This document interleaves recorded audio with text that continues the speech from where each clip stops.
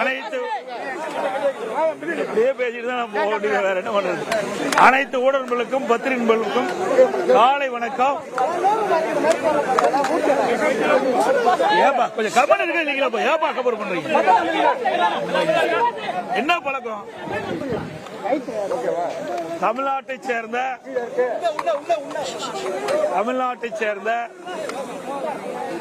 மதிப்புக்கும் மரியாதைக்குரிய மாண்புமிகு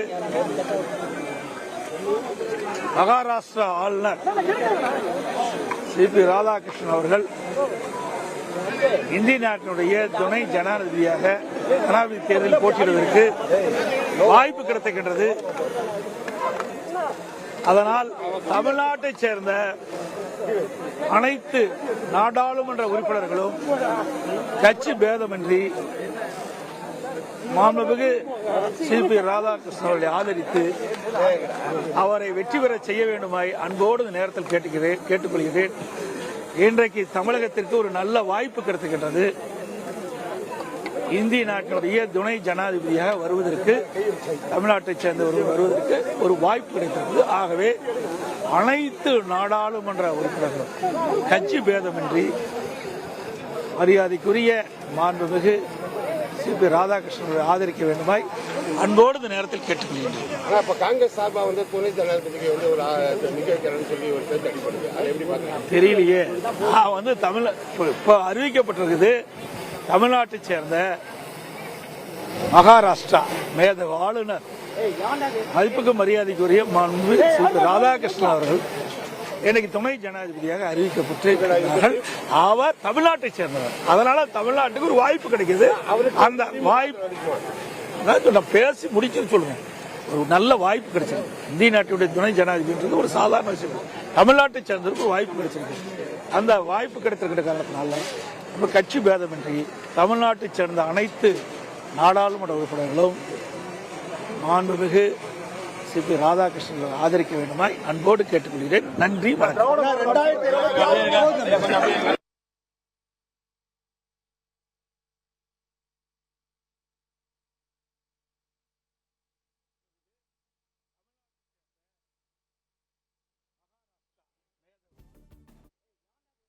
மதிப்புக்கும் மரியாதைக்குரிய மாண்புமிகு மகாராஷ்டிரா ஆளுநர் சிபி ராதாகிருஷ்ணன் அவர்கள் இந்திய நாட்டினுடைய துணை ஜனாதிபதியாக ஜனாதிபதி தேர்தலில் போட்டியிடுவதற்கு வாய்ப்பு கிடைத்திருக்கின்றது.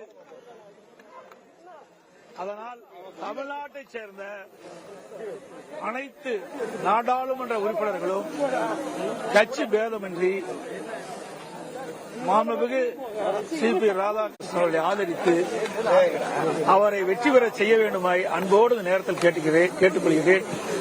இன்றைக்கு தமிழகத்திற்கு ஒரு நல்ல வாய்ப்பு கிடைத்திருக்கின்றது. இந்திய நாட்டினுடைய துணை ஜனாதிபதியாக வருவதற்கு தமிழ்நாட்டைச் சேர்ந்தவர்கள் வருவதற்கு ஒரு வாய்ப்பு கிடைத்திருக்கிறது. ஆகவே அனைத்து நாடாளுமன்ற உறுப்பினர்களும் கட்சி பேதமின்றி மரியாதைக்குரிய மாண்புமிகு சிபி ராதாகிருஷ்ணன் ஆதரிக்க வேண்டுமாய் அன்போடு இந்த நேரத்தில் கேட்டுக்கொள்கிறேன். காங்கிரஸ் சார்பா துணை ஜனாதிபதிக்கு ஒரு நிகழ்ச்சின்னு சொல்லி ஒரு பேச்சு அடிப்படுது. அதை எப்படி பாக்குறீங்க? தெரியலையே. தமிழ் இப்ப அறிவிக்கப்பட்டிருக்குது.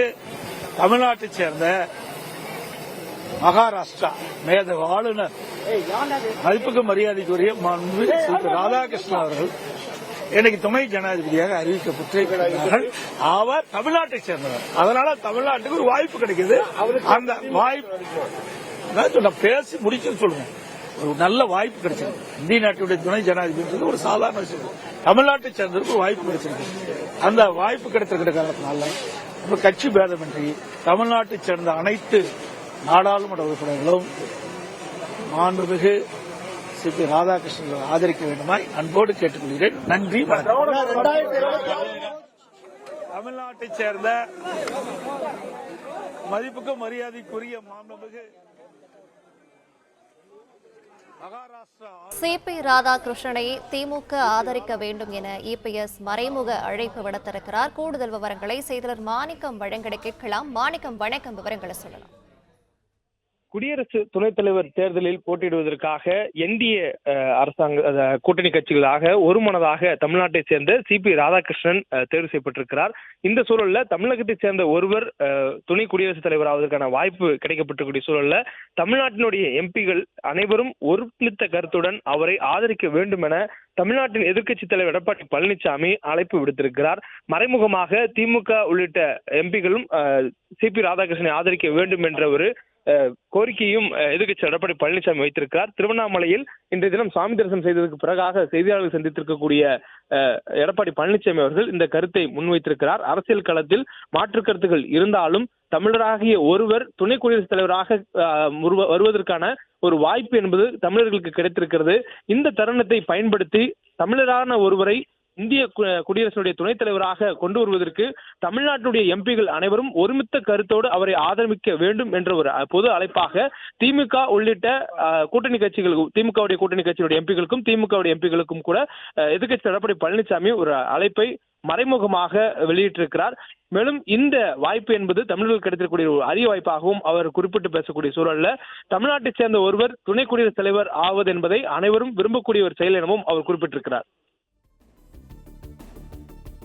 விவரங்களை வழங்கியமைக்கு நன்றி மாணிக்கம்.